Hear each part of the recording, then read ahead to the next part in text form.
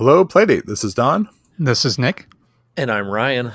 This week we are covering Playdate news, recent indie releases, and talking about our core faults on today's Pixel panel.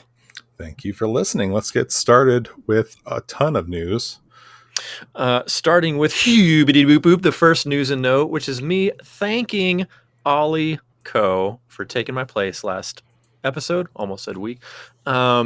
That was a lovely episode. I swear every time I'm gone, you guys get somebody with a melodious British accent to replace me, and it makes it really difficult for me to return. I feel very, very silly in the shadow of a British accent. So thank you for making me feel very small. But honestly, Ollie Co., thank you for coming in and chatting with my buds here. I had a lovely time listening to that entire episode, believe it or not.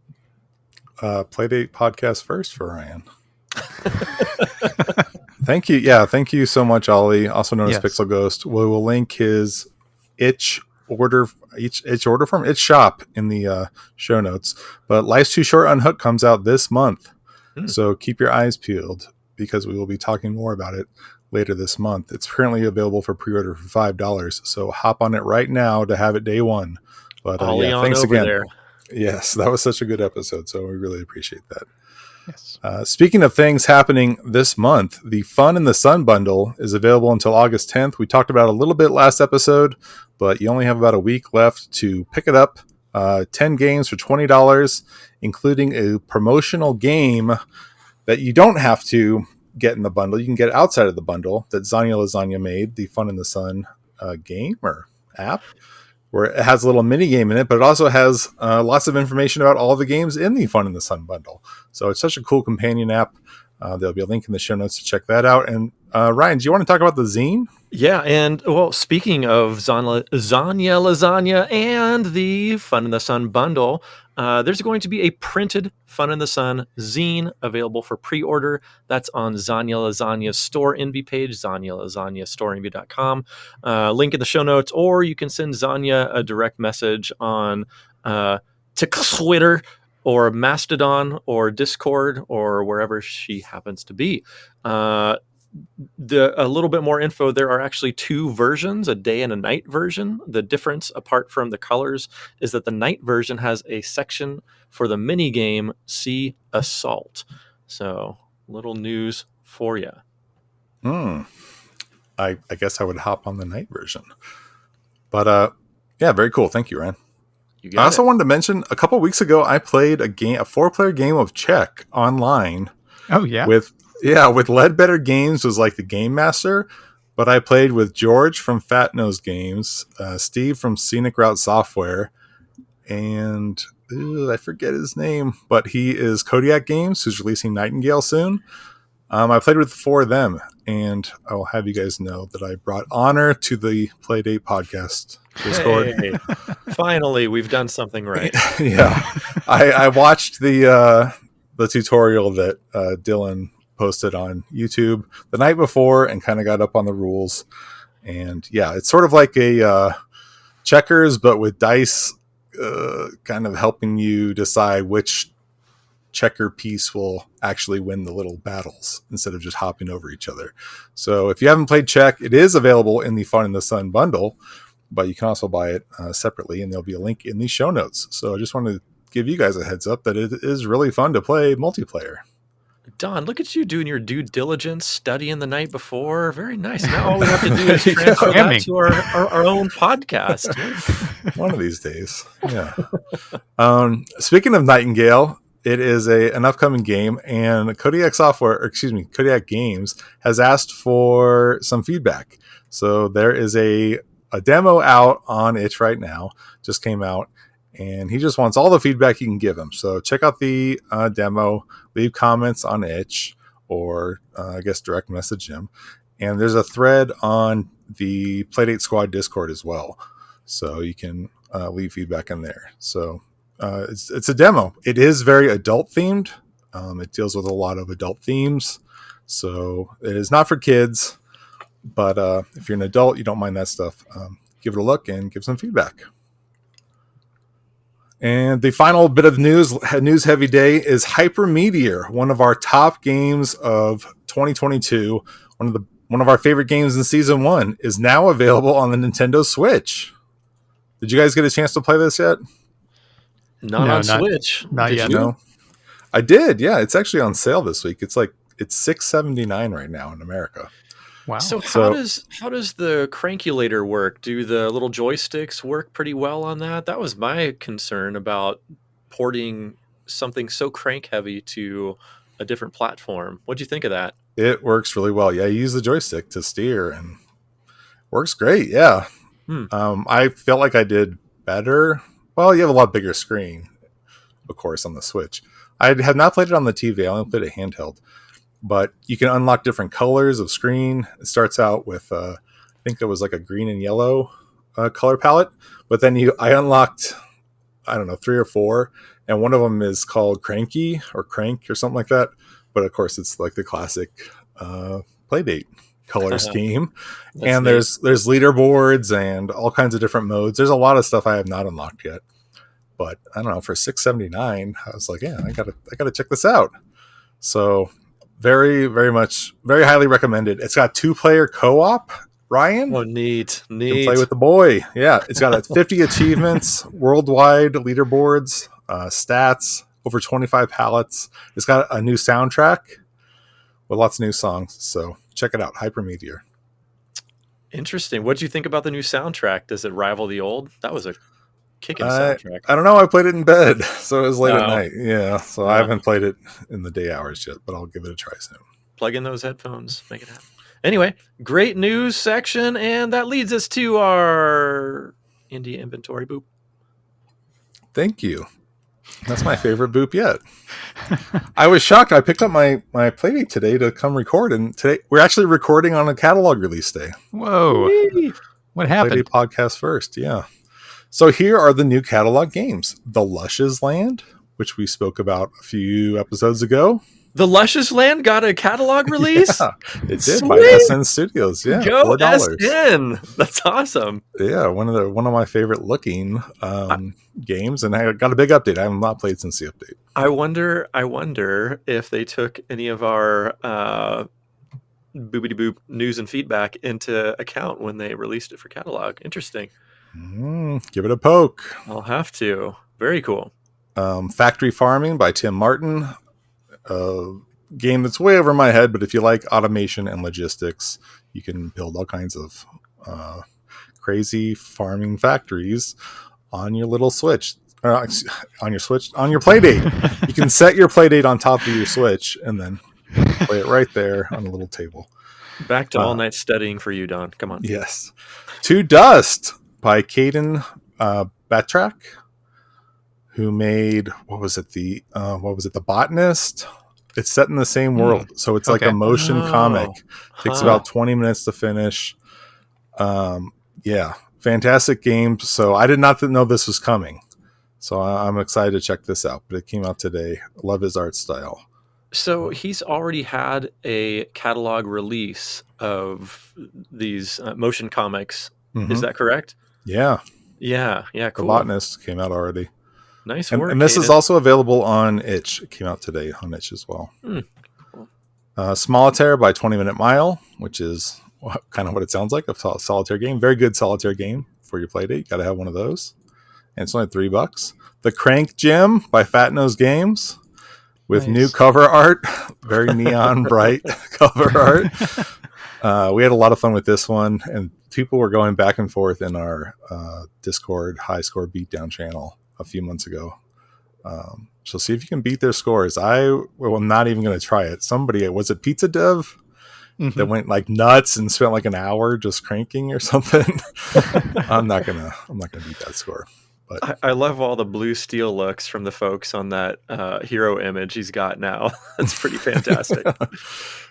Yeah, very cool. And finally, Ribbit Rabbit Special, one of our first indie picks, for $2 by Kieran Anthony Penrice. $2. $2, 50 stages, 5 worlds, and it has 10 new bonus levels in the Frosty Forest. So if you already own it, you can get an update here. I'm not sure if the itch version is updated. I didn't get a chance to check that, but really fun. Not really Frogger. Kind of controls like Frogger, but it's more of a puzzle game. Mm-hmm. But it's a lot of fun. Highly worth checking out. Yes. Much more chill than Frogger. But that'll do it for the catalog releases this week. Well, we have a ton. Oh, yeah, Ryan. Happy Catalog Tuesday. Happy Catalog Tuesday to those who celebrate, which is all of us. We have a million indie inventory games. We're going to try and blow through this real quick. Can I boop before and after each one? If you couldn't, that would be fantastic. While we were recording last time, Red Terror was released, literally while we were recording, from the Russian Bear game. It's $7.50. It looks like Wolfenstein 3D, but with Russians, I guess. So, very ambitious. Mystic 9 Ball is an 8 ball on your Switch. Name Your Price by Caden B. For $20, Play Paint is Mario Paint on, or excuse me, is it Mario Paint or MS Paint? MS Paint, right? That looks like MS Paint to me. It's Mac Paint. Mac Paint. There you go. I'm taking Nick's silence as a yes. It is Mac Paint. I was waiting for the link to load. It's all right. Nick's using a 1984 Mac as well. But yeah, it's $20. It's early access, but so he's still working on it, or they are still working on it. That's by not Peter. So pretty cool. Yeah. Next up, Warzone of Destiny 95. Not to be confused with all the other Warzones of Destiny. This is from, I am not going to try to pronounce the dev's name, but you can look it up in our show notes. Alpha Kroll Games. Thank you. Nick nailed it. This looks like, what is this? Final Fantasy or Herzog Zwei? Or I don't know. Looks interesting. It's more Herzog Zwei. Okay. That game was awesome. So this game also probably awesome. I have not had a chance to play it. We talked about the Fun in the Sun app. Name Your Price. Dots by somebody else. Everybody has these weird names. Intuit, New York, I guess. I don't know. Name Your Price. It's like a rhythm game, but you crank and you catch the dots along with the rhythm. It starts out very easy, but then gets faster. I played this a little bit and it was pretty cool. Nicholas P. Baldridge, have you tried this one? I know you're a big rhythm game fan. I haven't, but stay tuned. You might hear more about it. Excitement. All right. I like the logo too, the font. Very attractive. Mindbap, Name Your Price from Jamote. It is a 2D Minecraft clone on the Playdate. So he was working on that for a while, so check that one out. Jam by Nathan Heffley. What does this look like? What are these games called? I know the Professor Layton games have these when he's moving his luggage around. Sokoban. Is that what that is? Okay. Yeah. Yeah, these games are cool. And 1.5% of all proceeds will go towards removing CO2 from the atmosphere. I always love that. So buy a lot of them. Buy it multiple times. Cranky Driller for $3.99 from Playdate Steven, one of my favorite devs. I played quite a bit of this week. It was a weird getting used to holding the Playdate sideways, but it is Mr. Driller basically, but you move around a cylinder. You move around a cylinder. Ooh, this looks incredible. It looks sort of like, what is that? One of the mini games in Tron that doesn't it have like a cylinder you move around to, where you're shooting up into it. Anyway, this looks fantastic. It has a lot of dialogue. There's like a story, and your cranky character is very cranky. He resents having to save children and whatnot, but he does it. I don't quite understand what I would be doing from the gifts yet. Can you explain a little bit, Don? You're moving around and digging down. So you use the D-pad to control which direction you're going. You use the crank to move the cylinder around. And so you're trying to not get crushed by the falling bricks, but you try to make it to the bottom before you run out of air. And then there's I've only seen children trapped at the bottom of the well. And so you're trying to get to them. And then it doesn't show anything in the gifts here, but different power-ups and different abilities start to show. Oh, it does show it in the images down here. So can you not drill through the blocks with the X's on them? Is that the deal? Blocks with X's, you have to drill 3 times before they'll break. The black ones you cannot drill through. Okay. Interesting. Yeah. That looks real fun. Yeah, it's great. I do have a question. Mm-hmm. Why does the Playdate need air? He's sentient. I don't know. Okay. This looks great, and I love Mr. Driller. So Nick hasn't brushed up on his Playdate lore. He doesn't understand how Playdate works. Apparently, yeah. It's oxygen reliant. Oxygen sensor necessary. Rookie. Sorry. Anyway, it's great. Nick, if you would play the game and read the story, you would know why he needs air. Oh, okay. Haven't you played what is it? Santa Date, or what was the Zanya game from Christmas time? I'm blanking on the name of it. Santa Date Air Consumer. Yes. Thank you. That's it. All right.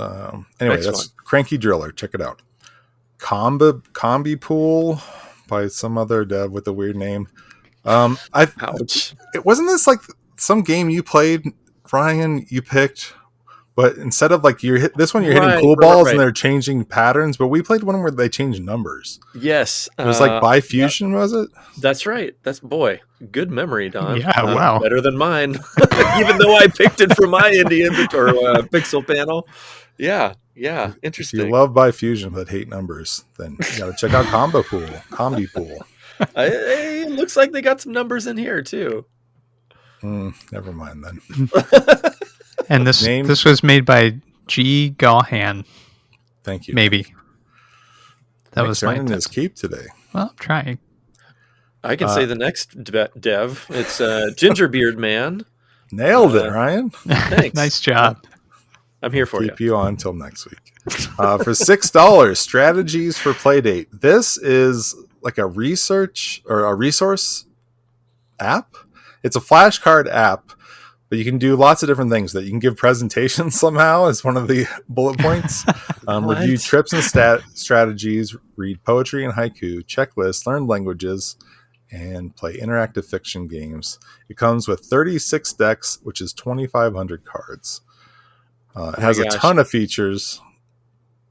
I am using my Playdate to deliver my next PowerPoint presentation in the university class. Please. So cool. This feels way over my head. I have not messed with it, but I know that this is for somebody because Gingerbeard Man only makes quality material. It's for me, software. Gingerbeard Man. Thank you. Yeah, you can hook it up using Mirror or the simulator, so you can. No, I'm going to make everybody huddle. Take a look at my Playdate screen. Do it. Nice. All right. What else do we have here? Anyway, something from Joyrider 3774.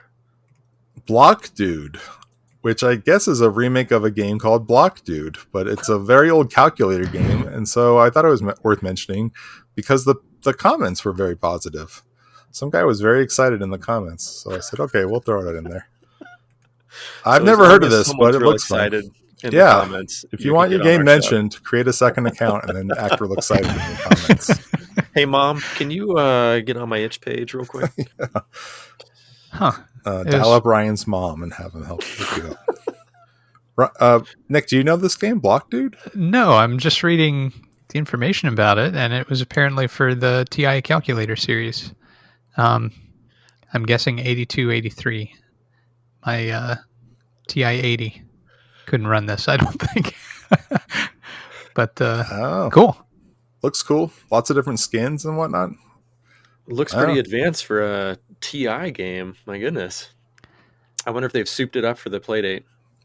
It's got a little hyper load runner to it or something. Don, we're going to have to pitch in, get Ryan a TI calculator. Like $8 each or what?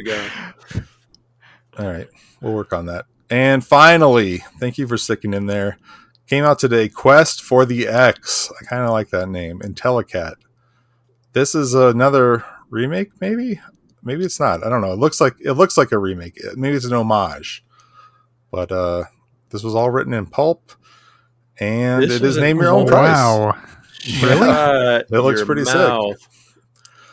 Man, Don likes the sound of that title. I like the look of this game. This looks incredible. This has Nick Game written all over it. Yeah. Yeah. It sure does. What? Name your own price. IntelliCat, put a price on this thing. For goodness sakes. It deserves it.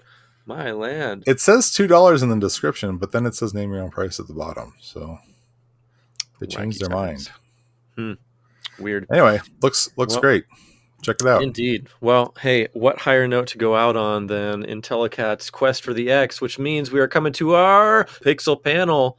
All right, whose game is this? Don, is this yours? This is my game. Have I exasperated you too much? A little bit. Tonight we're talking about Core Fault. Core Fault is a game. It's loading. Is a game by Squid God and Dave Makes.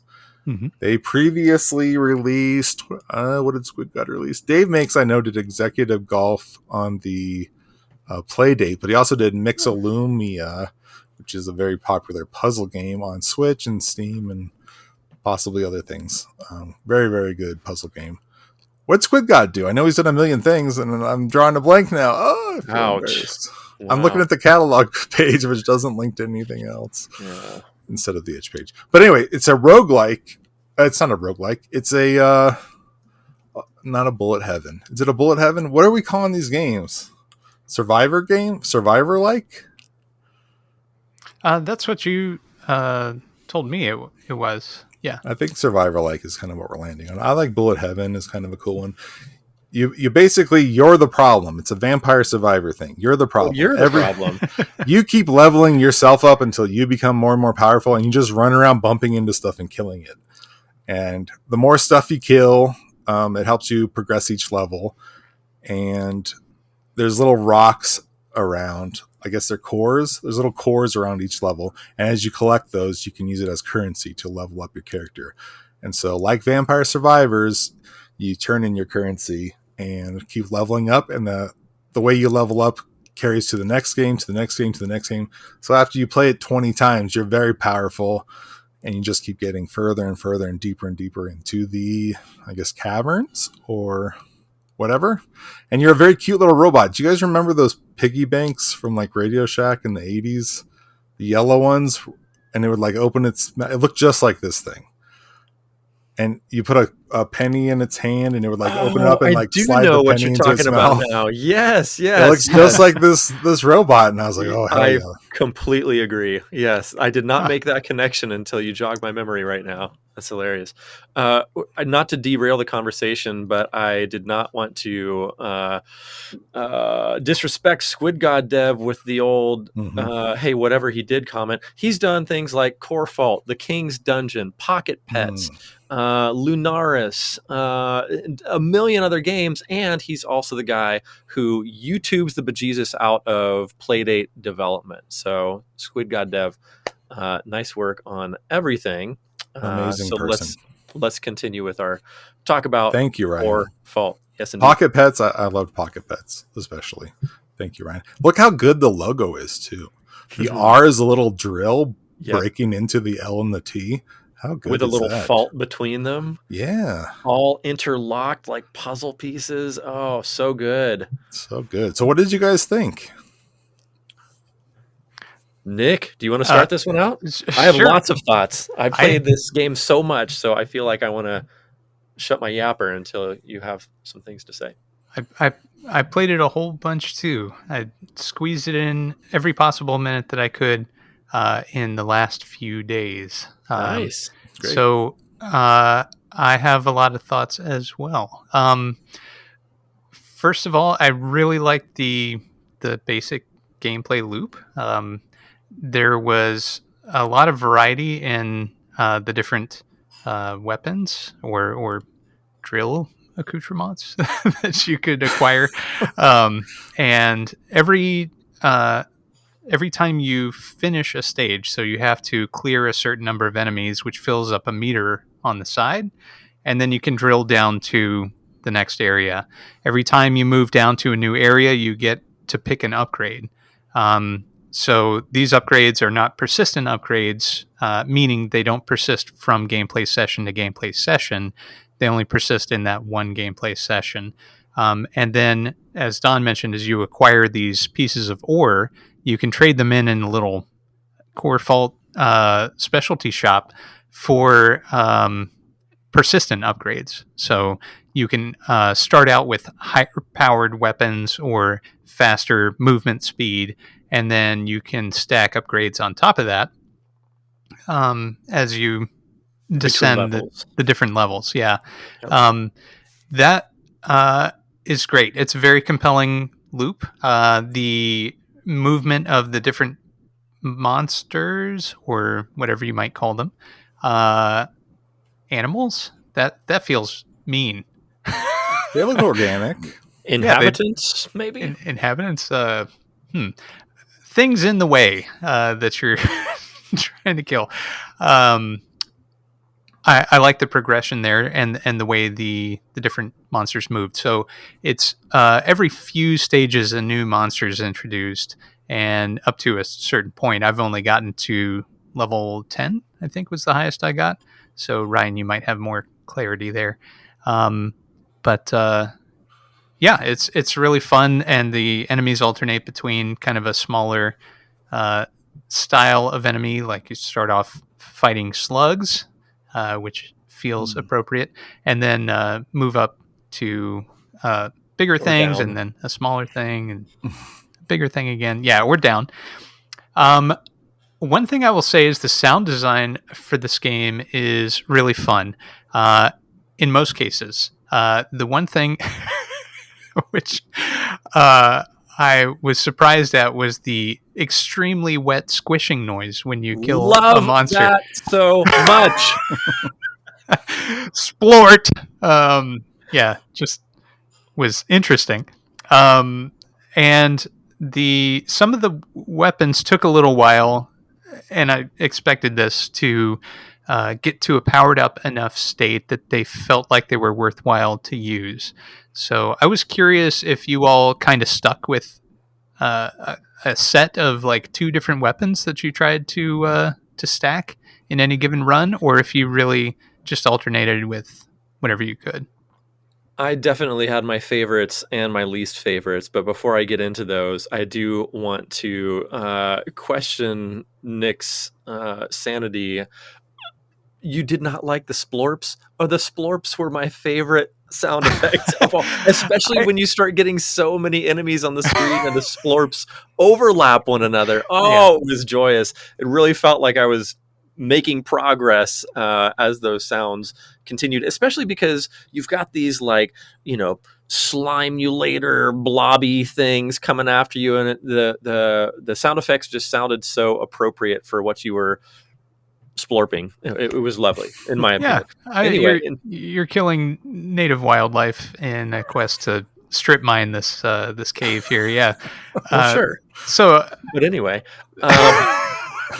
speaking of weapons, I had some favorites.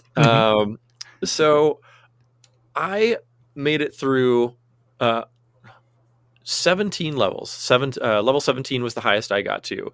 I also completely maxed out every possible thing in the little shop. Unlock tree. Yes. So did all that, and I would be really surprised if anybody were able to get past level 17, maybe 18, but I think 17. I've done it a few times since I've been maxed out, and all I've been doing was running and gunning for native species, those awful native species. And when I upgrade between levels, all I'm doing is focusing on how to do that more quickly, meaning, higher percentages for crits or faster bots. I wasn't even upgrading any additional life or life meters going up every second or anything like that. Like anything I got was geared toward faster completion of levels, and I could not get past level 17. So I'll be real interested and surprised if anybody gets past that. But my favorites in terms of weapons were, and I'm curious if you guys have the same, I'd say my upgraded force field around me was probably number 1, followed by the bullets coming out of my backside. The pea shooter. Pea shooter. Yes, thank you. Static field and pea shooter. Yep. Yes, Same. thank you. Same for you guys. Don, did you feel the same about weapons favorites? So static field is basically garlic from Vampire Survivors. That's the early game go-to. And yeah, that was the first thing I was leaning on. Yeah. I had a few least favorites too. Yeah. Whenever there was a periodically firing something, Yeah. oh, With gosh. a reticle, or anything with a reticle, I hated. Yeah, there were, let's see, periodically firing beams, periodically firing explosions, periodically firing rockets, horizontal movements, drills.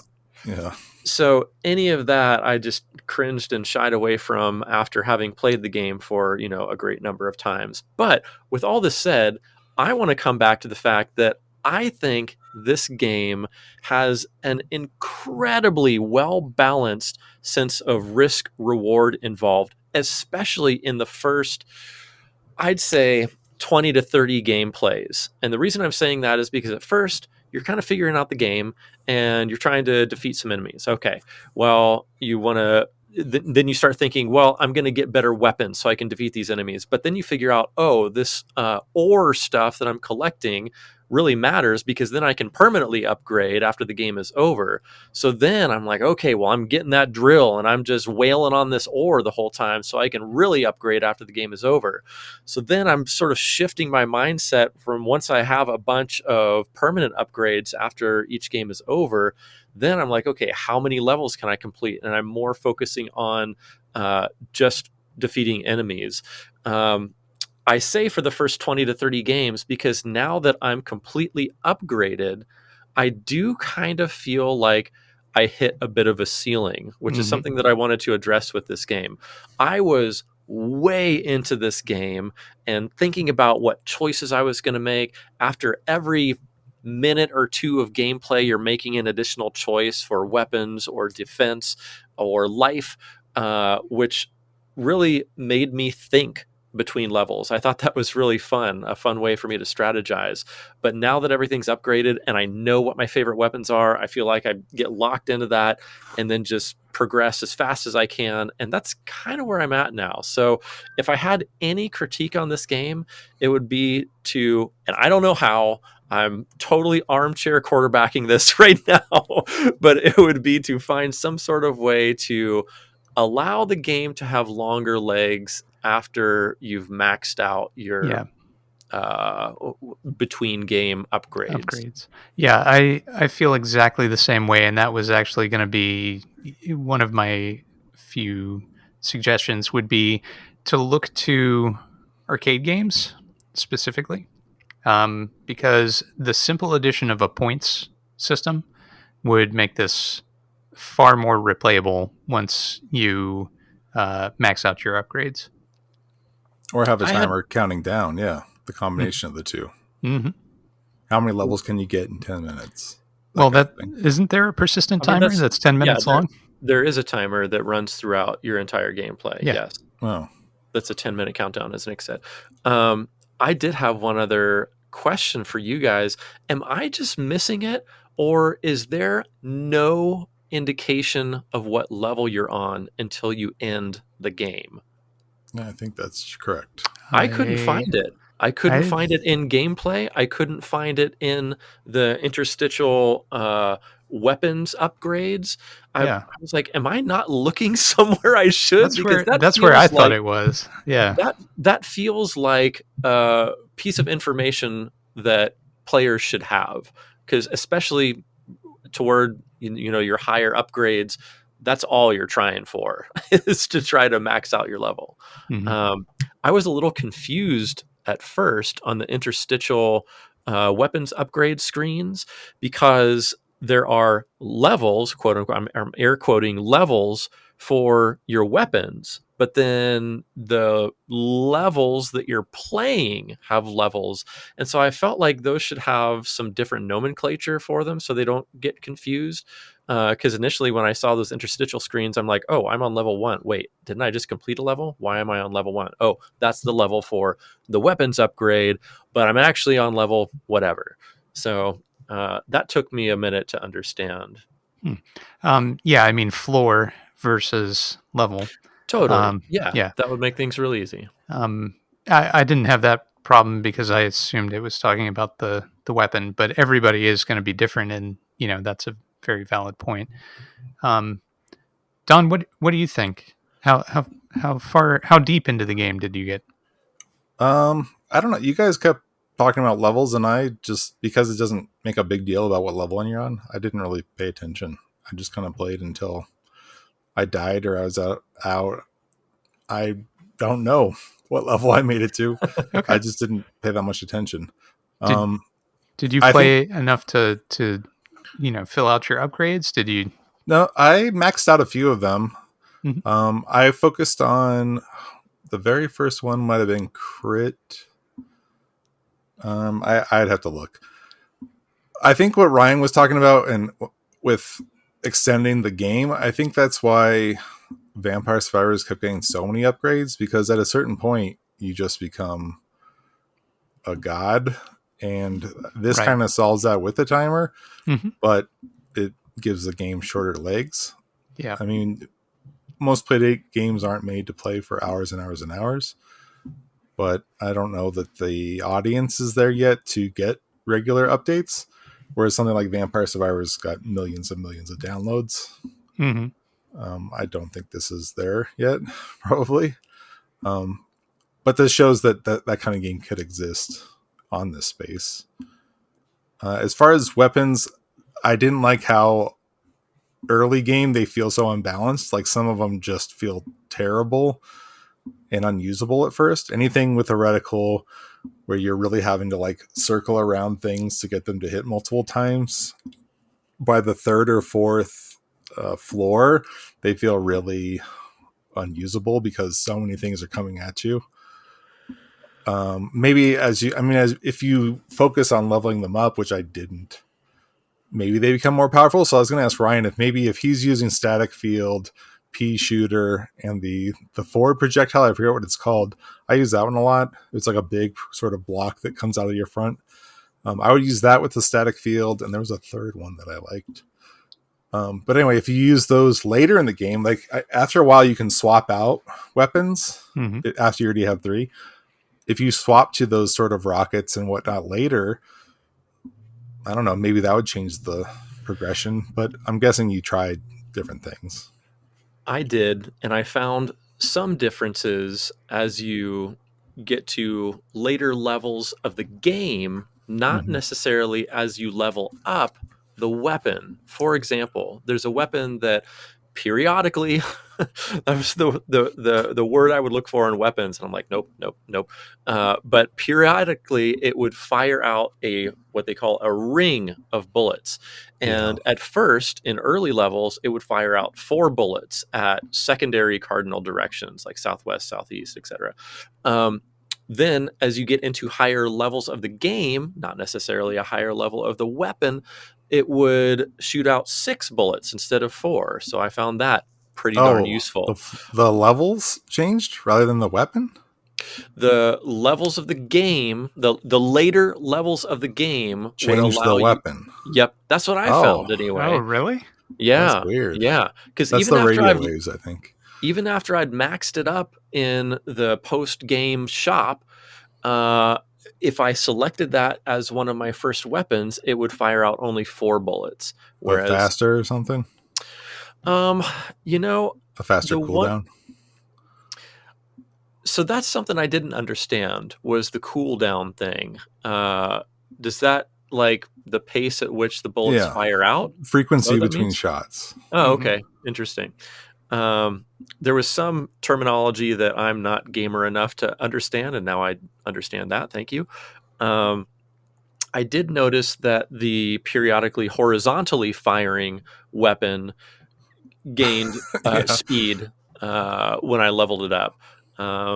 So maybe there are other things, and I was just not noticing them as I leveled them up post game in shop. But I didn't notice a big difference. That was the other one I use a lot. The one that is horizontal. That's basically your starting weapon on Vampire Survivors, the whip. So it starts right in front of you, then it becomes front and back, and you get a lot of range with that as an early weapon game. I thought that weapon, especially the horizontal shooter, looked great. Like there was this wonderful static quality about it, and really kind of like, it's funny that you mentioned that vampire game kind of like whipped out there. But I personally did not find it incredibly useful. I would, a million times over take the shield, the big bubble shield over that any day of the week, or the pea shooter from behind. But that was kind of like okay, nothing else is available, so I guess I'll take a horizontal shooter. But I really enjoyed the fact that you can stack weapons on top of one another, so you can have that shield and the pea shooter and the front shooter. But then, as you continue through the game, it forces you into other weapons that make you replace. So there's this constant assessment over what's going to be best for the mission that you're trying to accomplish. Are you trying to max out your ore so that you can max out your weapons later on? Are you trying to max out your kills so that you can max out the number of levels that you achieve? It was a really interesting, fun way to keep the gameplay changing up throughout the game. And scene.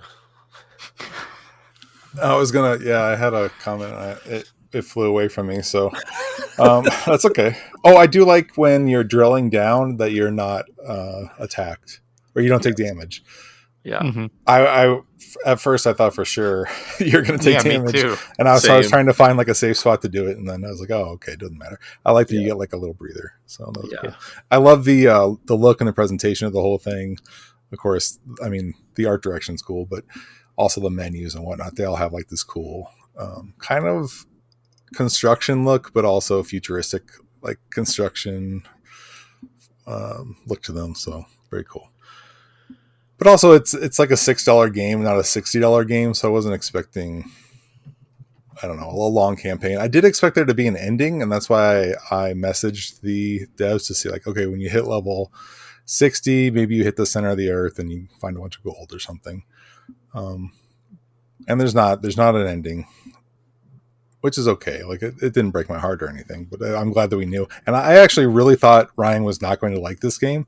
That's why I was kind of going back and forth, because this might be Ryan's first roguelike, I guess. Ooh. Is this Good a roguelike? question. What's a roguelike? It's kind of, right? Because you're constantly you're going back, you're getting better, then you're going back in. You die, you get a little bit better, you get a permanent upgrade, then you go back in. And you're replaying the same thing over and over.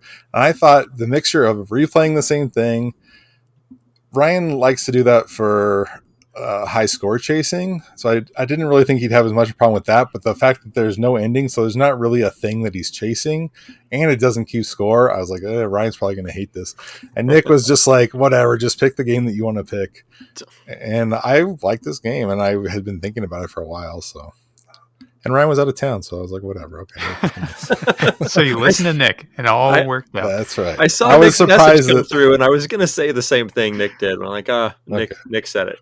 I was very surprised when you ended up enjoying it, and that you didn't see my message about there being no ending. Like I made a point to say that early on, so that you wouldn't be disappointed, and then you didn't see the Ryan reads what he wants to read. Especially when I'm in Maui, I read pretty much nothing. Yeah, but anyway, I'll try to do my best to pick a game that you'll hate next time, Don. I took it into consideration.